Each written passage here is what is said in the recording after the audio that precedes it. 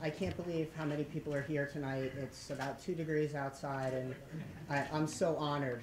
I know that there's a list of dignitaries that are here today. There are a few people who I know are not on the list. I just want to mention their names because they did come all the way out on this cold night just for me because I had asked them to. One is professional fighter Larry Curitan here with the camera. Another,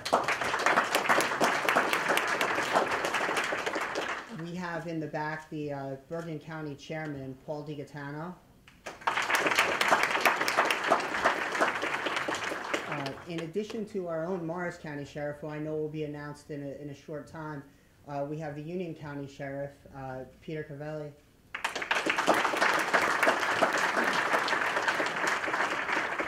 Two very dear friends of mine that have been very supportive. We have Chief Paul Phillips here from Parsippany. And we have Chief Ciro Cimento from Butler.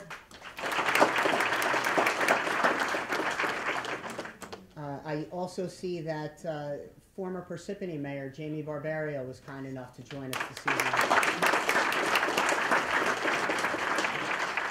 And I know this year it's supposed to be a little bit shorter than usual, so there's no benediction, but Reverend Sidney Williams was kind enough to come here this evening and be with us because I had asked him to bless my candidacy.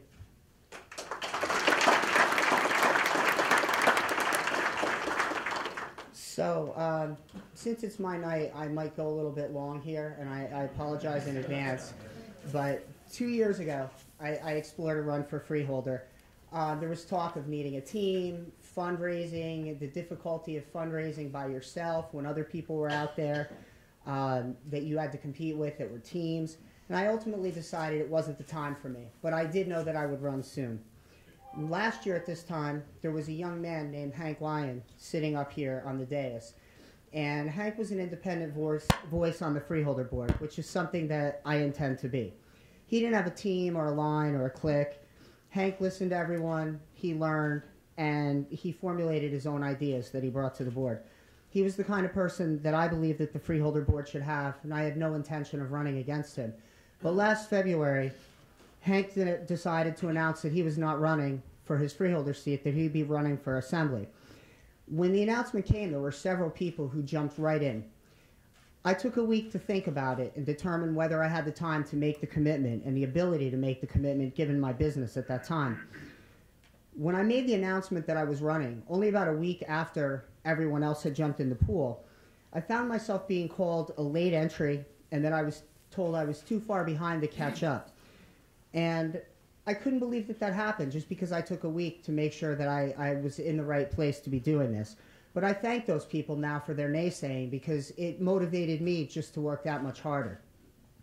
As it turns out, the week was well worth it. During that week, I consulted with several individuals, some of whom I'm happy to see here today. And some of them, unfortunately, were unable to be here today. But some gave me encouragement that I still remember every day.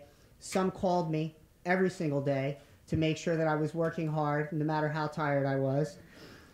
And as it turns out, it really is hard to compete with people who have deep pockets of their own or who've already been fundraising and know how it's done.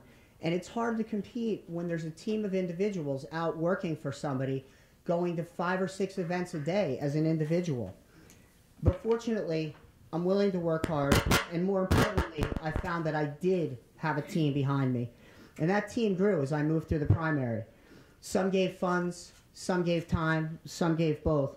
And there aren't enough ways to thank people who got behind me back then. They designed literature, they provided ideas, they handed out carnations for Mother's Day in a monsoon. I don't know if anyone remembers that weekend, but it was a monsoon.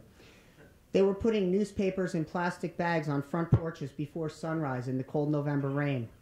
They were wrapping their own cars with my likeness. They were making sure that a trailer was being moved very visibly all around Morris County with my image on it. Thank you isn't enough for all those things that these people did for me. After June, more people got on board, and the others stayed. Some redesigned the literature, redesigned the campaign signs, and pushed me on the hard days. Others went door to door with me in their own neighborhoods and others. They told me when events were. They joined me at events. Sometimes they would give up an entire day on a weekend to go to 5 or 6 events with me.